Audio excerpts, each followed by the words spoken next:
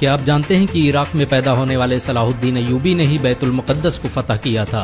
Salahuddin Ayyubi ने ही दुनिया की सबसे आधुनिक सल्तनत की बुनियाद रखी थी। उनके जरिए स्थापित की गई अय्यूबी सल्तनत ने 100 सालों तक आधी दुनिया पर राज किया। इस सल्तनत की सरहदें मिस्र से लेकर सीरिया, तुर्की, यमन, हिजाज और अफ्रीका तक फैली हुई थी।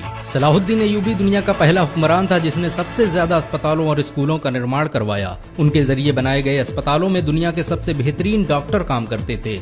आपको ये जानकर शायद हैरानी हो कि दुनिया का पहला शिक्षा बजट सलाहुद्दीन अय्यूबी ने ही पेश किया था। उन्होंने छात्रों के रहने के लिए हॉस्टल और कैंटीन बनाने की जिस परंपरा की शुरुआत की, उसे आज पूरी दुनिया में इस्तेमाल किया जाता है। सलाहुद्दीन अय्यूबी ने कभी जनता का पैसा खुद पर खर्च नहीं किया, यहाँ तक कि उन्होंने अपनी जिंदगी में कभी रेशमी कपड़े नहीं पहने। इतनी बड़ी सल्तनत का मालिक होने के बावजूद सुल्तान सलाहुद्दीन अय्यूबी ने अपनी पूरी जिंदगी एक टेंट में गुजार दी। सुल्तान सलाहुद्दीन अय्यूबी को इतिहास का सबसे न्यायप्रिय बादशाह कहा जाता है। उनके दरबार में हर इंसान को आने की इजाजत थी। सलाहुद्दीन अय्यूबी ने सप्ताह में 2 बार जनता दरबार लगाने की जिस परंपरा की शुरुआत की, उसे आज बहुत से देशों में इस्तेमाल किया जाता है। सलाहुद्दीन अय्यूबी की इंसाफ पसंदी का ये आलम था कि यहूदी और ईसाई भी अपने फैसलों के लिए उनके दरबार आते थे। सुल्तान सलाहुद्दीन अय्यूबी के दौर में मिस्र दुनिया के सबसे अमीर शहरों में से एक था। उनकी हुकूमत में काहिरा और दमिश्क के अस्पतालों में दुनिया भर से लोग इलाज के लिए आते थे। दुनिया के मशहूर वैज्ञानिक एडलॉर्ड ने साइंस की शिक्षा मिस्र और सीरिया में हासिल की थी। आपको ये जानकर शायद हैरानी हो कि सलाहुद्दीन अय्यूबी के जरिए स्थापित की गई सल्तनत अय्यूबिया में ही आँखों के इलाज पर सबसे ज्यादा रिसर्च की गई। मोतियाबिंद का सबसे बेहतरीन इलाज मिस्र में ही खोजा गया था। सलाहुद्दीन अय्यूबी की सल्तनत में रहने वाले इब्न अल बैतार ने 300 से अधिक दवाओं की खोज की। उसकी लिखी किताब अल मुगन्नी और किताब अल जामी को 17वीं सदी ईस्वी तक ऑक्सफोर्ड जैसी यूनिवर्सिटियों में पढ़ाया जाता रहा। आपको ये जानकर शायद हैरानी हो कि सलाहुद्दीन अय्यूबी मिस्र और सीरिया के पहले सुल्तान थे। उन्हें इस्लाम का अघोषित खलीफा भी कहा जाता था। बहुत कम लोग जानते हैं कि सलाहुद्दीन अय्यूबी ने ही बैतुल मुक़द्दस को फतह किया था। उन्होंने ही 1187 ईस्वी में सलीबियों को शिकस्त देकर मस्जिद अक्सा को आजाद करवाया था।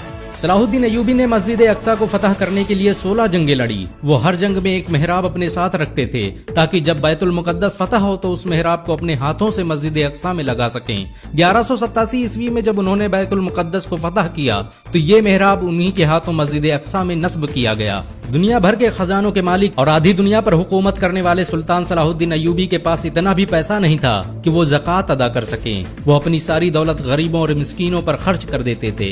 यही वजह है कि सलाहुद्दीन अय्यूबी कभी हज नहीं कर सके, क्योंकि इस्लाम में अपने खुद के पैसों से ही हज किया जा सकता है। सलाहुद्दीन अय्यूबी ने दुनिया की सबसे खतरनाक जंगें लड़ी। उन्होंने दुनिया की सबसे बड़ी सलीबी फौज को शिकस्त दी। इस फौज की ताकत का अंदाजा इसी बात से लगाया जा सकता है कि इसमें दुनिया भर के 6 लाख ईसाई शामिल हुए थे। यहाँ तक कि यहूदियों का एक बड़ा गिरोह भी सलीबियों की मदद कर रहा था। सलाहुद्दीन अय्यूबी शुरुआती दिनों में नूरुद्दीन जंगी के फौजी कमांडर थे, लेकिन 1164 ईस्वी में जब उन्होंने मिस्र को फतह किया तो नूरुद्दीन जंगी ने उन्हें मिस्र का शासक बना दिया और फिर सलाहुद्दीन अय्यूबी की सल्तनत का दायरा फैलता ही चला गया। यहाँ तक कि सऊदी अरब से लेकर इराक, शाम, सूडान, तुर्की और अफ्रीका तक का पूरा इलाका सलाहुद्दीन अय्यूबी के कब्जे में आ गया। सुल्तान सलाहुद्दीन अय्यूबी ने सलीबियों से लगातार 12 सालों तक जंग लड़ी। उन्होंने जंग हित्तीन में अपने 12,000 सिपाहियों की मदद से सलीबियों के 63,000 के लश्कर को खाक में मिला दिया। सलाहुद्दीन अय्यूबी की इंसाफ पसंदी के दुश्मन भी कायल थे। उन्होंने बैतुल मुक़द्दस को फतह करते ही ईसाइयों और यहूदियों के लिए माफी का ऐलान कर दिया। उन्होंने ईसाइयों को न सिर्फ बैतुल मुक़द्दस की जियारत की इजाजत दी, बल्कि उनके लिए खाने पीने और रहने तक का इंतजाम किया। सलाहुद्दीन अय्यूबी के इस इखलाक से यहूदी और ईसाई इतना प्रभावित हुए कि उन्होंने इस्लाम कबूल कर लिया। सलाहुद्दीन अय्यूबी के होते हुए किसी में मुसलमानों की तरफ आंख उठाने की हिम्मत न थी। यरूशलेम के बादशाह के भाई ने जब मुस्लिम हाजियों के काफिलों को लूटा तो सुल्तान सलाहुद्दीन अय्यूबी ने उसे सरेआम कत्ल कर दिया। सलाहुद्दीन अय्यूबी के जरिए आजाद करवाए गए बैतुल मुक़द्दस पर मुसलमानों ने 750 साल हुकूमत की, लेकिन 1948 में अमेरिका, ब्रिटेन और फ्रांस ने मिलकर फिलिस्तीन में एक यहूदी देश इजराइल की स्थापना कर दी और बैतुल मुक़द्दस के आधे हिस्से पर यहूदियों ने कब्जा कर लिया। 1967 में होने वाली अरब और इजराइल जंग में बाकी हिस्सा भी यहूदियों के कब्जे में चला गया। बैतुल मुक़द्दस मुसलमानों का किबला अव्वल था। मुसलमान पहले इसी की तरफ मुंह करके नमाज पढ़ते थे। हजरत मोहम्मद सल्लल्लाहु अलैहि वसल्लम ने यहीं से मेराज का सफर तय किया था और मस्जिद अक्सा में ही तमाम नबियों की इमामत की थी। सलाहुद्दीन अय्यूबी ने अपनी पूरी जिंदगी मैदान जंग में गुजार दी। उन्होंने 100 से अधिक जंगें लड़ी और ज्यादातर में फतह हासिल की। बहुत कम लोग जानते हैं कि सलाहुद्दीन अय्यूबी हाफिज कुरान भी थे। उन्होंने मात्र 15 साल की उम्र में ही कुरान हिफ्ज कर लिया था। सलाहुद्दीन अय्यूबी इराक के शहर तकरीत में पैदा हुए थे।